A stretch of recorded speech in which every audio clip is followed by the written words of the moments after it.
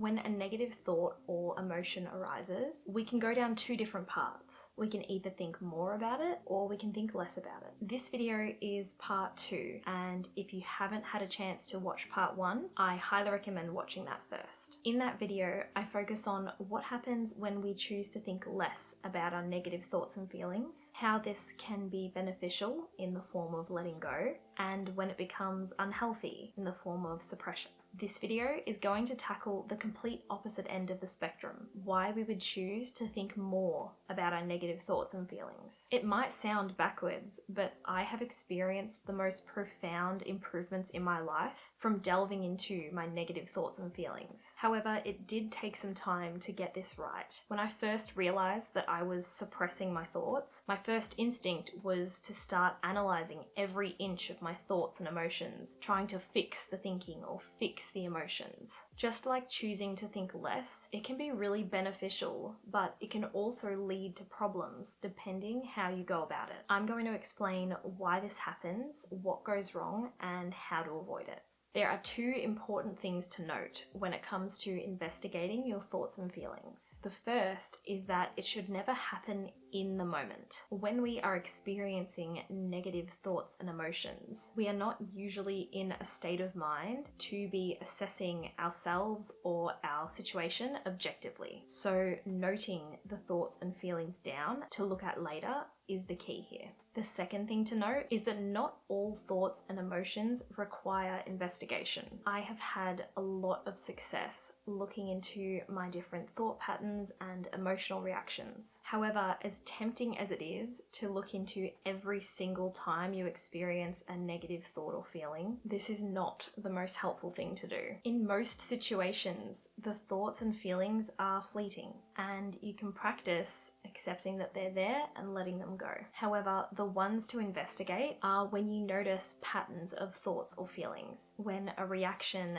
continues to arise again and again. That is something that you want to look further into. Before I discuss what happens when we take investigating too far, I want to first provide an analogy that I heard that's really helped me to shift my mindset around my negative thoughts and feelings. So when a kid falls over, we don't usually want to overreact or run to their aid. Instead, we say, "You're all good, hop up," and we wait to see if it's a really bad injury or not, because the kid is looking at your reaction to determine how they react. So if every time we feel a negative emotion, we're hyper focusing on it and overreacting to it and turning it into something bigger than it is, then our mind is likely to react in a bigger way. The trick is to treat your emotional reactions like they're no big deal at first, to help them dissipate on their own. Most often they will. Focusing on them and dissecting them will only make them last longer. But remember, if you keep being triggered by the same things,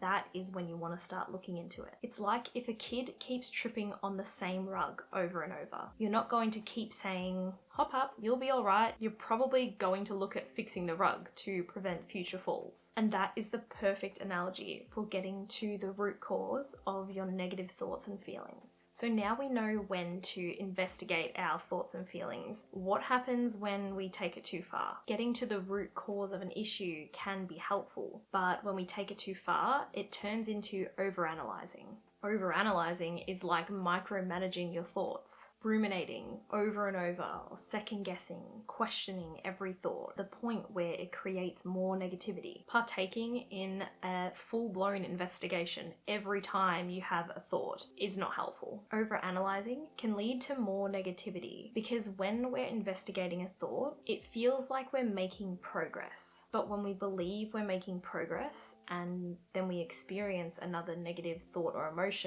there's resistance there. We're creating cognitive dissonance. It's not that we shouldn't analyze any of our thoughts. I have gained so much insight into my life through introspection. The key is to note things down as they happen and then try to notice patterns in the thoughts and feelings that you're having. And once you've found a pattern, then you can start looking at the root cause. The two concepts in these videos of either thinking less or thinking more are at opposite ends of the spectrum, and sometimes we can overcorrect. So we found ourselves experiencing a negative thought or feeling, and we decide to start thinking about it a lot, and it turns into overanalyzing and creates more negativity. So then we go the other way and we try not to think about it, but instead of letting it go, we start suppressing those feelings and pushing them away. The important thing is trying not to go too far in either direction. To avoid this, we need to stay really conscious and intentional with our actions and learn to recognize when we might be overanalyzing and when we might be suppressing.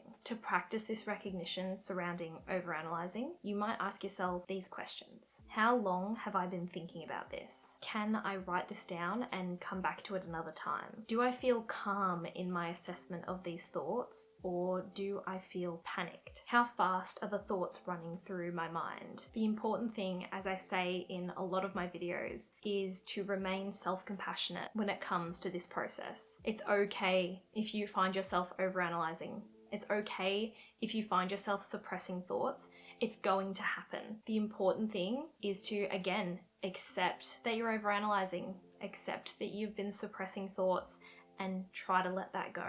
Be gentle with yourself and continue practicing what you've learned. I started implementing these mindset shifts into my life, and I am a completely different person to what I used to be. It does take practice and time, but if you stick with it, you will see the benefits. I hope this video has been helpful. If you didn't get a chance to watch part 1, I'll leave it linked on the screen and down below. I hope you have a wonderful week. Thank you so much for watching, and I'll see you guys next time.